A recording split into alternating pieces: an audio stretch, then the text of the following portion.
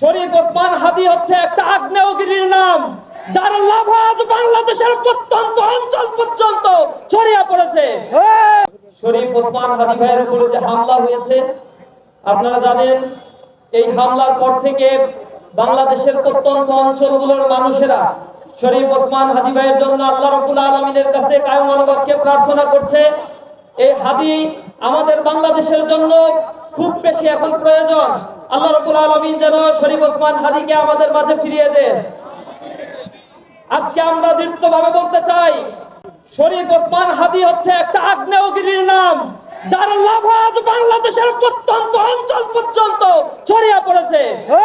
শরীফ ওসমান হাদি আধিপত্যবাদের বিরুদ্ধে যেভাবে উচ্চ কণ্ঠে স্বৈরাচারের বিরুদ্ধে যেভাবে দামামা বাজিয়েছে, তা আজ জুলাই বিপ্লবীদের রক্তে আগুন ধরিয়ে দিয়েছে। সুতরাং আমরা বলতে চাই, ওসমান হাদিকে যারা হত্যার চক্রান্ত করেছে, যাকে তারা আক্রমণ করেছে, অনতি বিলম্বে এই ফ্যাসিবাদের দোষরদের গ্রেফতার করতে হবে। স্বরাষ্ট্র মন্ত্রণালয়ের দৃষ্টি আকর্ষণ করছি, তিনি আজও এখনো পর্যন্ত কার্যকর কোনো পদক্ষেপ গ্রহণ করতে পারেন নাই। প্রশাসনে কোটি কোটি জনশক্তি টাকা এখানে বিনিয়োগ করা হয়েছে, অথচ কার্যকর ভাবে ফ্যাসিবাদ নির্মূলে যে ধরনের উদ্যোগ গ্রহণ করার দরকার ছিল তা আমরা দেখতে পাইনি। জুলাই পরবর্তী যে সকল নেতা কর্মী এবং সন্ত্রাসী আওয়ামী ফ্যাসিবাদকে গ্রেফতার করা হয়েছিল, তার অধিকাংশকেই আজ মুক্ত করে অস্ত্রের চোরাচালানির মাধ্যমে তারা আজ সন্ত্রাসীর স্বর্গরাজ্যে পরিণত করেছে। আমরা সরকারের দৃষ্টি আকর্ষণ করে বলতে চাই, অনতি বিলম্বে অবৈধ অস্ত্র যেগুলো রয়েছে সেজন্য সারাশি অভিযান পরিচালনা করতে হবে।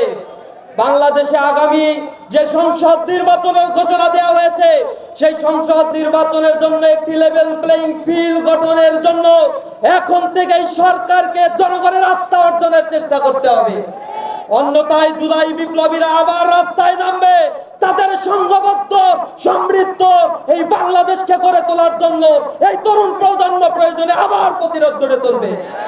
সকলের কাছে উদাত্ত আহ্বান জানাই, আল্লাহ রাব্বুল আলামিনের কাছে আমরা দোয়া করব, ইনশাআল্লাহ আমাদের বিশ্বাস, কোটি প্রাণের বিশ্বাস, সবাই আল্লাহর কাছে দোয়া করছে শরীফ ওসমান হাদি ফিরে আসবে এবং তিনি সুস্থ অবস্থায় আধিপত্যবাদের করাল গ্রাস থেকে এ ভূখণ্ডকে মুক্ত করার জন্য লড়াই চালিয়ে যাবে ইনশাআল্লাহ।